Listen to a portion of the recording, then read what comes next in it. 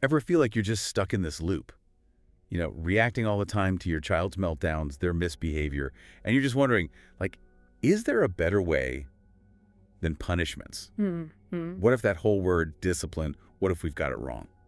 Welcome, everyone, to the Gist Gab podcast. Yeah, welcome. It's something pretty much every parent deals with, right? Those daily fights, the mistakes kids make, worrying about your own temper sometimes. Mm-hmm. And worrying if you're hurting the relationship. It's tough. Totally.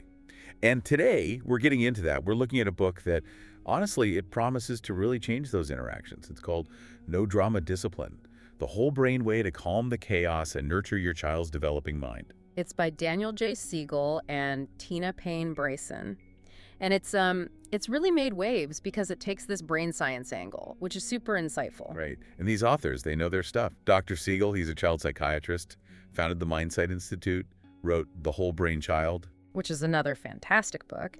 And Payne Bryson, she's a psychotherapist, works with Siegel, co-authored Whole Brain Child. They bring this great mix of, science and practical advice. Okay, so let's dig into the why. Why is this no drama thing so important? Well, think about a classic situation.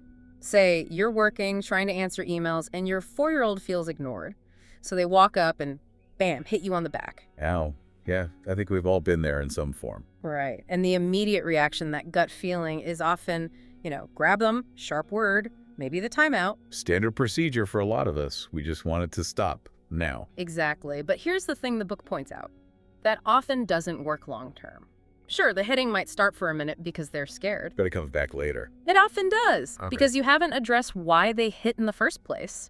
And maybe even worse, it can chip away at that connection, that trust you have with your child. Fear just isn't a great teacher. So discipline isn't just about stopping bad behavior. Not according to this approach. They go back to the root of the word discipline. It comes from Latin, disciplina.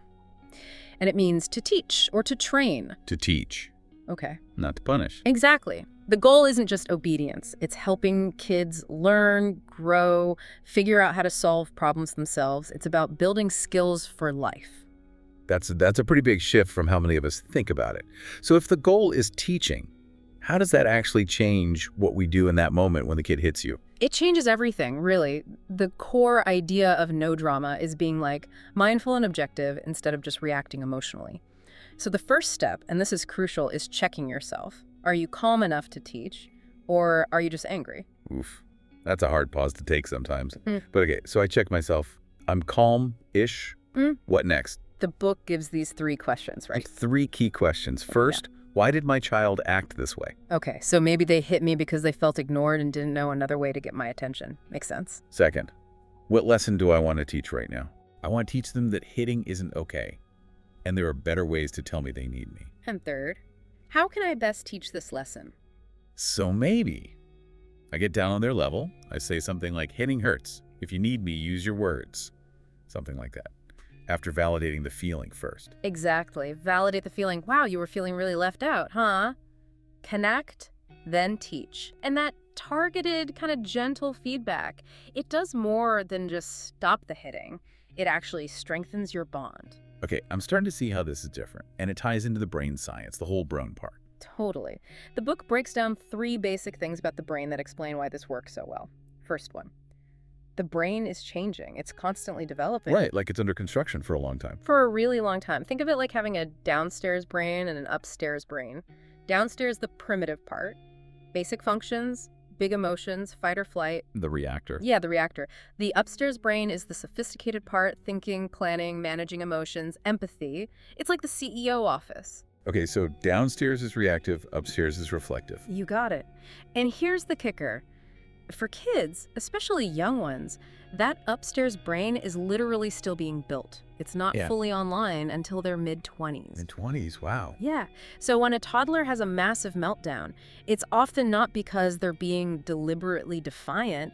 It's because their upstairs brain just doesn't have the capacity yet to manage those huge downstairs emotions. So they physically can't always control themselves the way we expect. Pretty much. Punishing them for something their brain isn't developed enough to handle is... Well, it's kind of unfair and ineffective. Doesn't that change how you see it? It really does. It makes me think about patience in a whole new way. Okay, so the brain is changing. What's the second thing? The brain is changeable. This is the hopeful part. Our experiences literally shape the physical structure of our brains. So everything we do, every interact, especially during these discipline moments, yeah, it creates or strengthens neural pathways. If learning always feels stressful or scary for a kid, their brain can actually wire itself to avoid it. But positive, connected experiences, they build pathways for resilience, empathy, good decisions. So every time we discipline, we're kind of sculpting their brain. In a way, yes, it's a huge opportunity. Which leads to the third point. The brain is complex. Different approaches trigger different parts of the brain. How so? Well, threats, punishments, yelling that stuff tends to activate the downstairs brain, puts them into survival mode, fight, flight, or freeze. And when they're in survival mode, they can't learn. Right, the shutters come down. Exactly. Yeah. But when you approach with connection, respect, empathy that activates the upstairs brain, it helps them calm down, feel safe, and actually become receptive to learning. The goal is what Siegel and Bryson call brain integration. Brain integration. So like getting the upstairs and downstairs brain to work together better, like building stairs between the floors. That's a great way to put it. Building those connections so the emotional downstairs brain can communicate with the thoughtful upstairs brain. No drama discipline helps strengthen those pathways for insight, empathy, making good choices. Okay, integration. And you mentioned setting limits helps too, something about the nervous system. Gas pedal and brakes. Ah, yes. The autonomic nervous system. You've Yeah. got the sympathetic branch, that's the gas pedal, gets you revved up, ready for action, impulses. Got it. And the parasympathetic branch, that's the brakes. Calms you down, helps you regulate. When we set clear, kind limits and redirect kids, we're actually helping them practice using their brakes. So they learn to manage their own speed, basically. Exactly. It builds the internal wiring for self-control over time. It's Okay. not just stopping behavior now, it's teaching them how to stop themselves later. Wow, okay. The why is pretty compelling. The brain science makes a lot of sense. But now the big question, how? How do we actually do this, especially in the heat of the moment? What's step one? Step one, always, always, always connection before anything else. Connection first. Yep. Think about it. When a kid is really upset, they're overwhelmed, their upstairs brain is offline, they literally can't hear your lecture or your reasoning. They're just feeling. They're just feeling. So you have to soothe them first, connect with the feeling. That connection is what brings the upstairs brain back online and makes them receptive to what you need to teach them. Like the book says, a connection is the key to calming an angry child. So misbehavior is often like a signal flare saying, I need help. Often, yes. And connection meets that need. That's the first big benefit. Right. It moves them from being reactive to being receptive. They feel heard, loved, safe, and then they can listen. Okay, receptivity. What's the other benefit? It deepens your relationship. This is huge. Even when you totally disapprove of the behavior, showing them you still love them, you're still there for them, you offer comfort. That builds such a strong foundation of trust. And it models how to treat others too, right? Absolutely. You're showing them how to love, how to be compassionate, even when things are difficult. Okay, but I can hear the worry now. If I connect every time they act out, aren't I basically rewarding the bad behavior? Am I spoiling them? That's a real fear. It's a super common concern and a valid one to ask. But the book draws a really clear line here. Spoiling is about creating entitlement holes. Kids expecting to always get their way, getting stuff easily, constant unearned praise. Right. Giving in to demands. Exactly. Connection isn't about giving in. It's about meeting their underlying emotional need. It's about making them feel safe and understood so they can actually handle the limit or learn the lesson you need to teach. They're totally different things. One builds entitlement, the other builds security and receptivity. Okay, that distinction is important. Connection isn't permission, it's preparation. Well put. So connection calms the immediate storm, but then comes redirection, and that's the long-term teaching, the brain-building part. All right, redirection. What are the key principles here? First, big one. Wait until your child is ready. And maybe just as important, until you are ready. The readiness check again. Yes. If a child is still dysregulated, still in that downstairs brain state, trying to teach them is like talking to a wall. They can't take it in. Sometimes you need to wait quite a while for things to settle. Patience is everything. Okay, wait until everyone's calm. What's next? Be consistent, but not rigid. Kids need predictability. Consistent rules, like bedtime, make them feel secure. But life isn't always predictable. Exactly. So rigidity, sticking to the rule no matter what, without considering the situation, doesn't work either. You need to know your non-negotiables, like safety rules. But for other things, you need the wisdom to know when flexibility is okay, like maybe bending the homework rule for a special family visit. It's about balance. Consistent but not rigid. Yeah. Got it. And redirection leads to some specific positive outcomes. Something about mindsight. Yes. 3 key mindsight outcomes. First is personal insight. Redirection helps kids start to understand their own feelings and reactions. Oh, when I feel angry, I want to hit, but maybe I can do something else instead. It helps them build self-awareness. Like giving them an internal instruction manual. Sort of. Second, it builds empathy. When you guide them to think about how their actions affected someone else.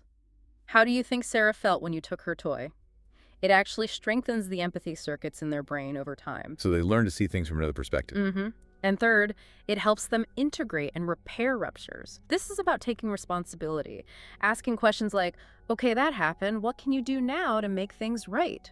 So fixing the mistake, not just feeling bad about it. Exactly. It teaches them to consider others, mend relationships, and take action to repair harm. Huge life skill. Okay, these principles and outcomes sound great.